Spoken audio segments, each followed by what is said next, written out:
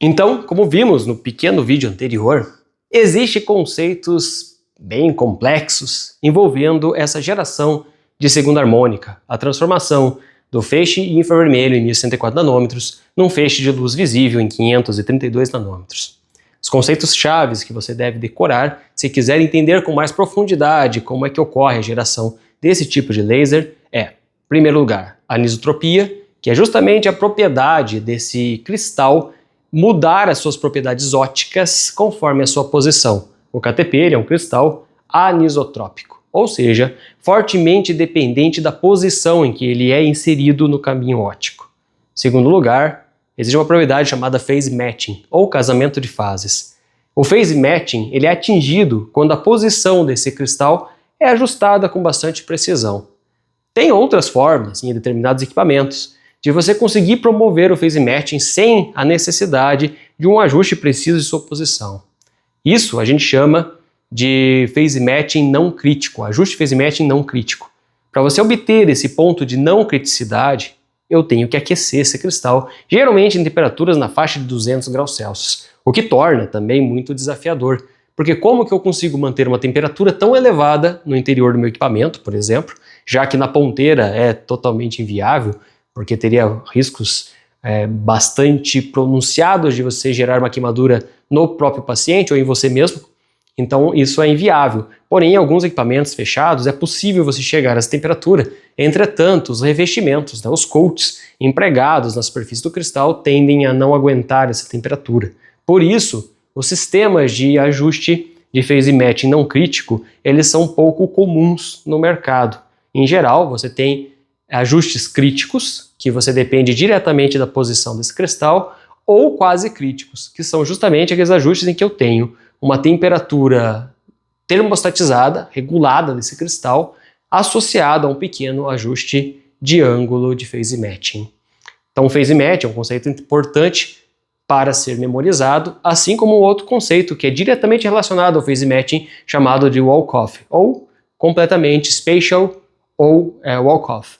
Esse spatial walk-off ele se refere ao distanciamento que há entre o feixe incidente na fundamental do laser, 1104 nanômetros, e aquele feixe que é gerado ao laser passar pelo cristal, pelas estruturas não centrosimétricas do cristal. Dessa forma, você tem dois feixes com comprimento de ondas diferentes. E o índice de refração de um material, ele é um número, considerado um número absoluto para a luz, só que ele tem uma variação conforme o comprimento de onda utilizado.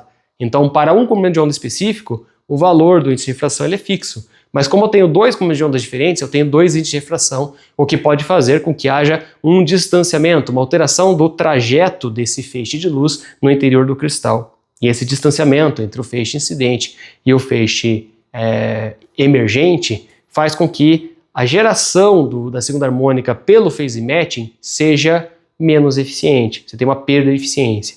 Existem métodos de compensação do walk-off que envolve o próprio aquecimento, a própria posição do cristal ou a criação de estruturas laminares com cristais com orientações opostas. É um processo relativamente complexo, principalmente por causa da junção do cristal, em que ele tem que ser feito preferencialmente livre de colantes, né? Então, geralmente eles usam uma sigla chamada AFB, né? Ou seria que justamente essa junção que é adhesive free bound, é ligação sem adesivos. Então essa ligação sem adesivo se permite que você tenha um cristal que resista a um feixe de laser muito intenso e que obtenha uma geração de segunda harmônica bastante elevada. Esses conceitos são complexos, né, para ser entendidos por quem não é da área, mas são extremamente importantes para quem desenvolve equipamentos e quem faz ajuste de equipamentos. Tudo isso explica por que nós temos um rendimento muito baixo de geração de segunda harmônica na maioria dos lasers encontrados no mercado. Inclusive, essa avaliação foi alvo de um artigo que nós publicamos e já divulgamos aqui nesse perfil, em que vocês observam que a geração de segunda harmônica na maioria dos lasers fica abaixo de 10 a 15%.